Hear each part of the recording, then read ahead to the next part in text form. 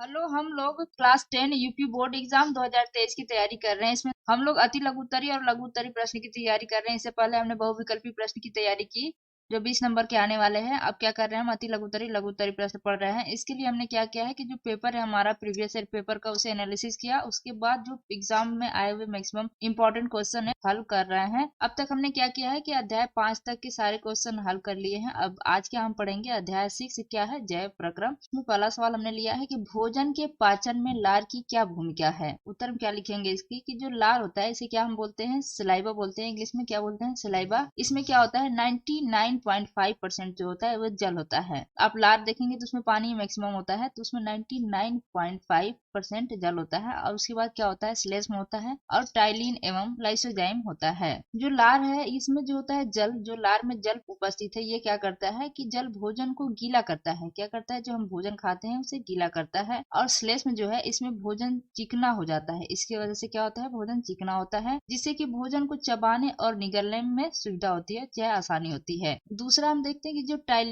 ये ptyalin enzyme है, ptyalin enzyme का क्या काम है, ये स्टार्च को माल्टोज शर्करा में बदलता है। किस में बदलता है, माल्टोज शर्करा में स्टार्च को। तीसरा है ये जो लाइसोजाइम है, ये लाइसोजाइम जो होता है ये जीवाणु आदि सूक्ष्म जीवों को नष्ट करता है। जो लार के कारण ही भोजन के स्वाद को पहचानने में भी सहायता मिलती है। जो मनुष्य होता है, मनुष्य में कितने 3 जोड़ी लार ग्रंथियां पाई जाती हैं। कितनी पाई जाती हैं, 3 जोड़ी लार ग्रंथियां पाई जाती हैं मनुष्य में। दूसरा नंबर का सवाल है कि वृक्क के 2 प्रमुख कार्य लिखिए। तो वृक्क का कार्य क्या है, उत्तर लिखते हैं वृक्क के प्रमुख कार्य। तो वृक्क के प्रमुख कार्य निम्नलिखित हैं या वृक्क के कार्य निम्न हैं, आप दोनों लिख सकते हैं। तो पहला है, इसमें लिखते हैं उत्सर्जन। उत्सर्जन क्या मतलब कि उपापचयी अपशिष्ट पदार्थों को मूत्र के रूप में शरीर से निष्कासित करना। दूसरा है परासरण नियमन। परासरण नियमन क्या होता है कि शरीर के सभी भागों में जल की मात्रा को नियंत्रित करना। तीसरा है रुधिर के माध्यम से शरीर के अंत वातावरण को संतुलित बनाए रखते हैं तथा रुधिर के पीएच मान को स्थिर रखते हैं। तो सवाल नंबर 3 है कि स्वपोषी अपना भोजन किस प्रकार प्राप्त करते हैं, संतुलित रासायनिक अभिक्रिया की सहायता से उस प्रक्रिया की व्याख्या कीजिए। तो क्या लिखेंगे हम इसका कि स्वपोषी जो होते हैं कच्चे माल के रूप में मृदा से जल एवं वायुमंडल से कार्बन डाइऑक्साइड प्राप्त करते हैं। स्वपोषी जो होते हैं वो प्रकाश संश्लेषण की क्रिया द्वारा सूर्य के प्रकाश की उपस्थिति में अपना भोजन का निर्माण करते हैं। स्वपोषी क्या होते हैं, जो अपना भोजन स्वयं बनाते हैं वो स्वपोषी कहलाते हैं।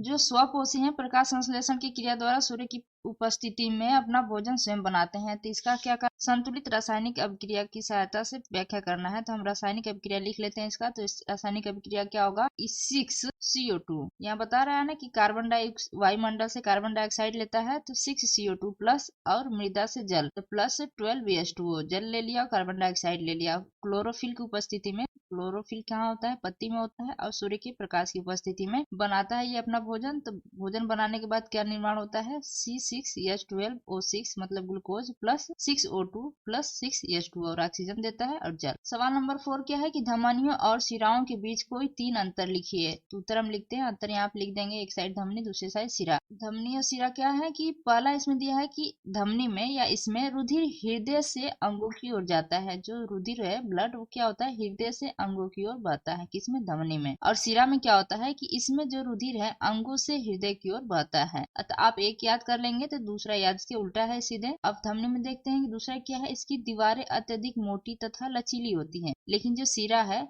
इसकी जो दीवारें होती हैं वो पतली तथा कम लचीली होती हैं शिरा की। फिर धमनी है, इसमें पल्मोनरी धमनी को छोड़कर सभी धमनियों में शुद्ध मतलब कि ऑक्सीजन युक्त, शुद्ध का मतलब क्या होता है, ऑक्सीजन युक्त रुधिर बहता है या रुधिर होता है इसमें धमनी में। तो धमनी में क्या होता है, शुद्ध रुधिर होता है ऑक्सीजन युक्त। लेकिन जो ये पल्मोनरी धमनी है इसको छोड़कर इसमें क्या होता है, अशुद्ध होता है। उसी तरह शिरा में है, पल्मोनरी शिरा को छोड़कर सभी शिराओं में अशुद्ध मतलब कि ऑक्सीजन रहित, ऑक्सीजन ना होना रुधिर होता है। किसमें, शिरा में। शिरा में क्या होता है, अशुद्ध रुधिर होता है, लेकिन पल्मोनरी शिरा में क्या होता है, ये शुद्ध रुधिर होता है। तो ये हमेशा एग्जाम में पूछ देता है कि जैसे हमें धमनी का पता है कि धमनी में क्या होता है, शुद्ध रुधिर होता है, लेकिन क्या दे देता है कि पल्मोनरी धमनी में कौन सा रुधिर होता है, तो कंफ्यूजन हो जाती है। उस समय आप याद कर सकते हैं कि पल्मोनरी धमनी हो या शिरा हो ये अपोजिट होते हैं अपने काम के। तो पल्मोनरी धमनी हुआ तो इसमें क्या हो गया, अशुद्ध रुधिर हो गया। अगर पल्मोनरी शिरा हो गया तो इसमें क्या हो गया, शुद्ध रुधिर हो गया। आपको इसका PDF हमारे टेलीग्राम चैनल पे मिल जाएगा, जो डिस्क्रिप्शन बॉक्स में दिया गया है, उससे आप वहां से डाउनलोड कर सकते हैं इसका। Thank you for watching, please like and subscribe my channel.